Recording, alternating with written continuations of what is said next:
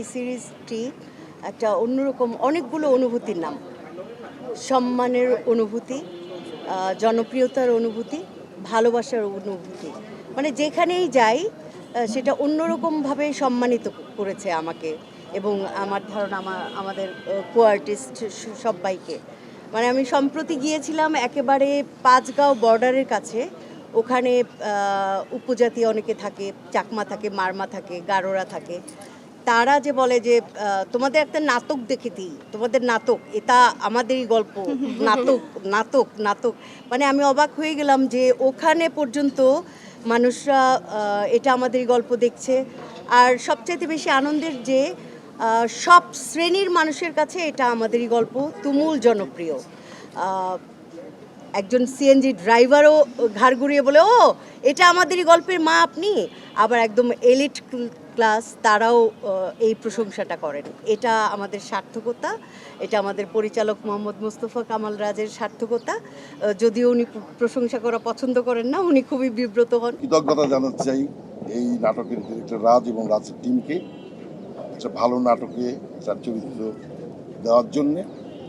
আর সবচেয়ে বড় কথা হচ্ছে এমন একটা নাটকে অভিনয় করছি, রাস্তায় বেরোলেই ওই যে মেহরিনের সৎ বাবা, ওই যে মেহরিনের প্রতিনিয়ত সৎ শব্দটা নেগেটিভ, কিন্তু রাজ এই নাটকে এই সৎ শব্দটাকে পজিটিভ করে দিয়েছে।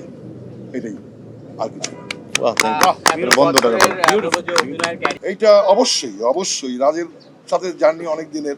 রাজের আরেকটি নাটক করেছিলাম মাইক, ওইটাও অনেক জনপ্রিয় হয়েছিল। ওই নাটকের ক্যারেক্টারটা এখনো গ্রামে গঞ্জে আলহাজ আলকাস নামে আমাকে ডাকে এবং সেটাকে ছাড়িয়ে গেছে। এটা আমাদের গল্প, এটা আমি বলবো আমাদের নাট্য জগতের একটা ইতিহাস তৈরি করে গেছে রাজ। আমার সামনে যতগুলি ক্যামেরা আছে এটাতেই বোঝা যাচ্ছে যে আমাদের সিরিয়ালটা কতটুকুন জনপ্রিয় হয়েছে। এত এত ক্যামেরা আসার পিছনে জনপ্রিয়তা না পেলে এই কাজটা আজকে হতো না।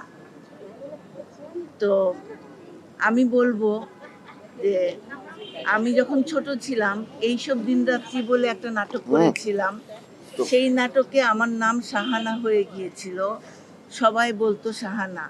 এতদিন পর্যন্ত আমি শাহানা ছিলাম, এখন এসে রাজ আমার শাহানা নাম মুছে দিয়েছে মেহরিনের মা।